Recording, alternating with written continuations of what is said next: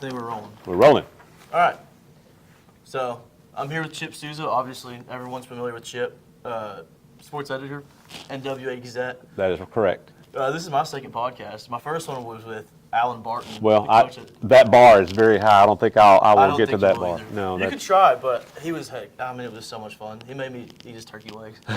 He would not let me leave until. Coach B, I'll take one of those turkey legs too. Put it in a little to-go box. I'll be down there to pick that thing up. They were really good. And I went to the Bikes, Blues, and Barbecue. They had terrible turkey legs, so I was kind of hesitant, but they were really good. But today we're just going to do a quick preview of the 7A West basketball, which starts on Friday, right? Starts on Friday, 2 days from now. All righty. So, what's the best game to watch on Friday? There's going to be a lot of good games. Okay. Let's kind of break down the conference a little bit. We're going to talk about the boys first, but the boys teams, the boys side looks like it's going to be really, really competitive, top to bottom. I mean, so you take a look at so far what they've done in the non-conference part of the schedule, and you've had some teams that have played in some pretty good tournaments. I talked with Harbor coach Scott Boland today, and they've won 8 games in a row. Mm-hmm. And they've played a really, really quality non-conference schedule, and they've won that 8 in a row. And they started out a little bit slow, but, man, they really, really have played well about the last 3-4 weeks leading into conference play. So a lot of people will know Harbor. They've got, they got really good guard play. Tyler Perry, Tylor Perry. I got to make sure I get that spelled correctly. That's interesting. Yeah. He's not, big, what's the one on TV, the Tyler Perry, the whatever, Medusa and all that. The, shows. And, well, I don't know. He does a lot of stuff. Yeah. That's not him. It's a different guy. It's a different guy. This is the guard. High school. Exactly. So this guy, he went over the 1,000-point mark a couple of weeks ago. He's just a junior too. Wow. So to put up 1,000 points, was still, a season and a half, of your high school career left. I mean, that's pretty incredible. Absolutely. I couldn't score 1,000 points in 1,000 years. So that's incredible. So Tyler Perry and Tyler Garrett are their 2 guards, and Tyler Perry's been a starter since he was a freshman. Tyler Garrett since he was a sophomore. And everybody in the conference knows those 2 guards are really good. But what's made Harbor really take their program to a next level, I think, this year and moving forward is their big guys down low have really, really played well. Josh Ezel, he's a 6'9" senior. He's played really well, and they've got some other good role players in there. So Harbor, they were a semifinalist last year in 7A, and they're going to be a factor this year. They have played North Little Rock, and North Little Rock put it on them, early in the season. But Harbor's going to be a different team in late February, than they were in November, as most teams, would want to be. They want to be a lot better, at the end of the season than you are at the beginning. So. Looks like they're kind of getting it going. So you're saying 6'9"? How does that match up with other sides in the conference? Well, he'll be, probably a couple inches taller than anybody else that he'll play in the conference. So, huge advantage. And something else they've really done well is the 2 guards have really meshed well with him. Right. And he runs the floor pretty well for a guy that big. And I covered their game a couple weeks ago. And they were, getting him. They were playing Webb City, Missouri, a pretty good team, by the way. And so they were able to get Ezel in the run game, or in the, I guess you'd call it the transition game, right. The Celtic-Laker transition. There you go. And so, while everybody's focusing on these guards, you got a 6'9" guy running the floor and getting, open lanes for dunks all day long, because everybody's eyes are on these guards. So, he's been a really nice contributor for Harbor. I'm sure Mike Anderson would like that. Yeah, absolutely. So you go across town to Springdale. They're a solid program. They're coming off of a championship over at the Silent Springs tournament. So Springdale's going to be a factor in the conference. Bentonville, they won the Harrison tournament last weekend, and they've just hired a new coach over there. He's like a Hall of Fame level coach in Missouri. Dick Rippey is a great coach that they were able to bring in. And so Bentonville, they've been a really good program the last few years, and they'll continue to be a good program. Van Buren, very well coached. Austin Tremblay does a great job over there. So, and then we haven't even talked about Heritage, and Heritage has who may be the best player in the conference. Talk a little about. Yeah, Seth Stanley. I mean, he's like a 6'5" senior guard. Had a really good season last year, averaged 20 a game last year, and he's even better this year. He's about 25, 26 a game this year. And he's a kid that, not a lot of people really talk that much about, but this is a kid that can play inside, he can play outside, he can, he can take you down off the dribble. I mean, he just got a well-rounded game. Right. And Heritage, another team that's just very well coached. So 7A West boys, if you Competitive. absolutely, and any team in this conference can beat any other team, and that's what's going to make it a really fun conference to watch. The next 5-6 weeks of conference play, which all starts again on Friday. So, if you had to pick anybody to be the favorite, who would you say? Right Probably now, Harbor, I'm going to say Harbor.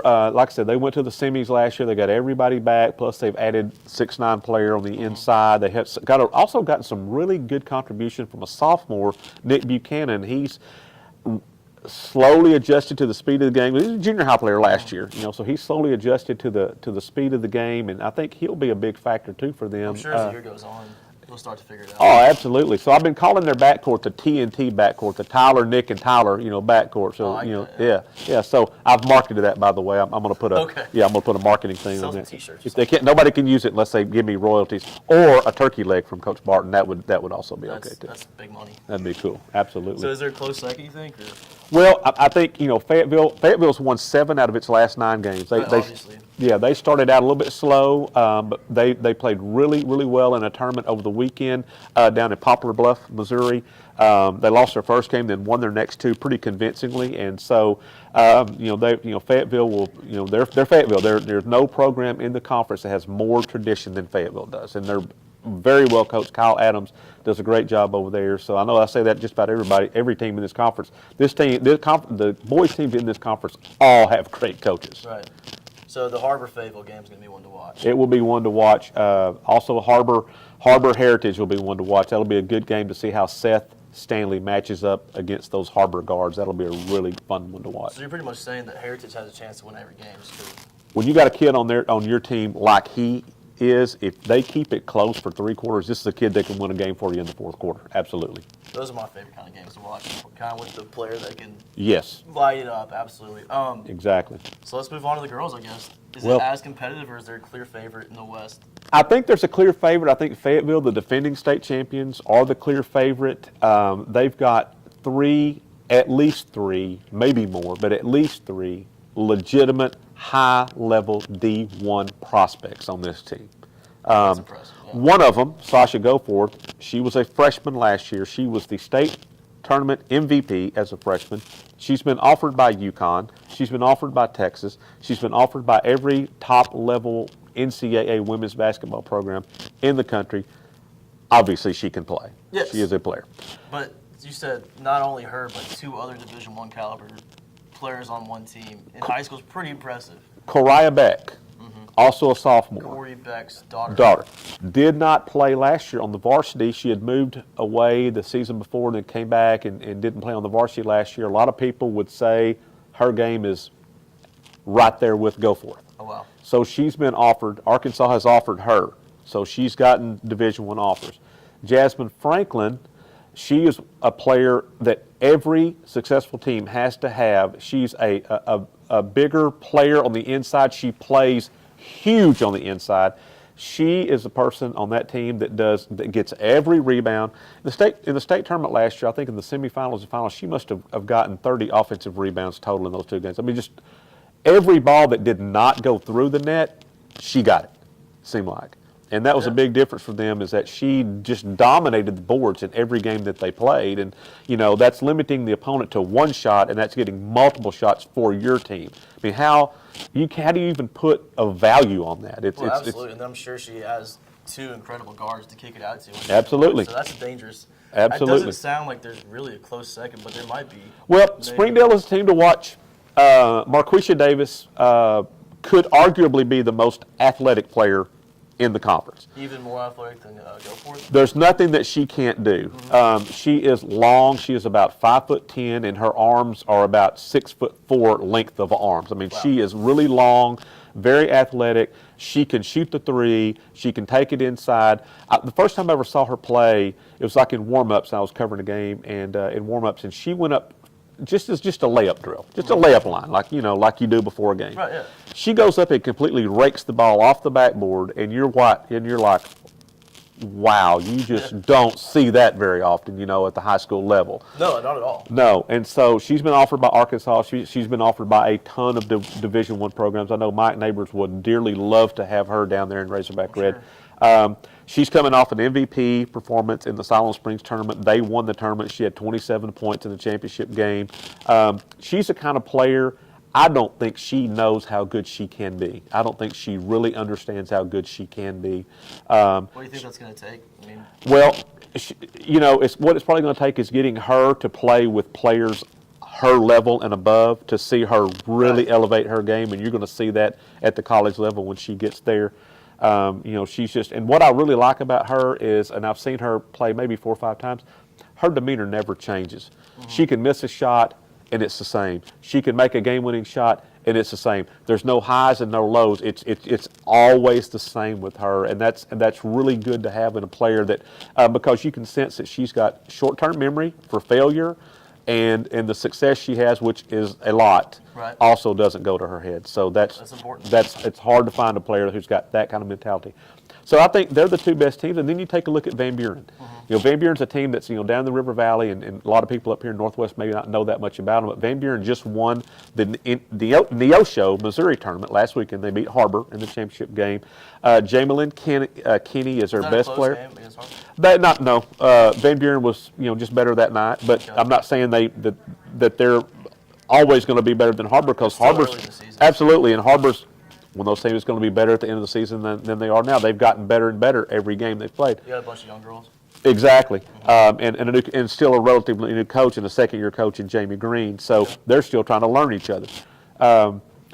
Jamelyn Kinney at Van Buren, she's one of the best players in the conference. That's saying a lot considering who I've already mentioned in the conference. Exactly. She's going to go to, I believe it is, it's Butler, I think, maybe is where she's going to go, but it might be another college that sounds like Butler, but I'm not all that. She's going somewhere. Yeah. Maybe Belmont. I think it's Belmont where she's going. Actually.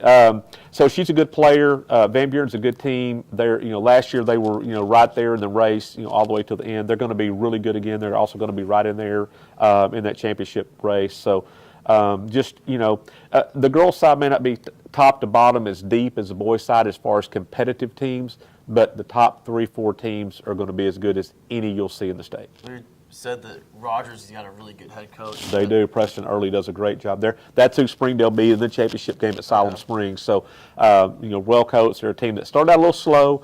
They had a couple little hiccups early on and had a couple of bad games actually early on. But they seem to be getting a little bit better every game. So they're getting hot at the right time. With a good coach, that's what's supposed to happen. Exactly. Throughout the year. Exactly. I'm sorry, I forgot a little lost there. You were talking about layup lines, and it brought back some bad memories of me when I was in junior high playing. I'd have to go to the left side of the layup line, and I couldn't do left-handed layup. I completely airballed every single time. Did you still shoot it with the right hand on the left-hand side? I just decided to just go ahead and go up with 2 hands and kind of try to hide it. But, exactly. Well, I appreciate it. I hope you guys, are ready for this season. It'll be fun starting Friday. So we'll probably do another one of these maybe sometime during this season to catch up on things, but I'm excited to see what happens. I think next week you're going to have Coach Scott Bowling maybe of Harbor coming in. Scott will be willing to do something stupid with me on a podcast. We'll have some fun with him. Coach Bowling, again, the bar is high. Coach Barton brought in turkey legs. I'm just saying, what is better than turkey legs? Maybe smoked chicken legs. Ooh, there you go. You got to deliver. From all these coaches. I appreciate it. Absolutely. So, see you guys out in the gym. Yeah.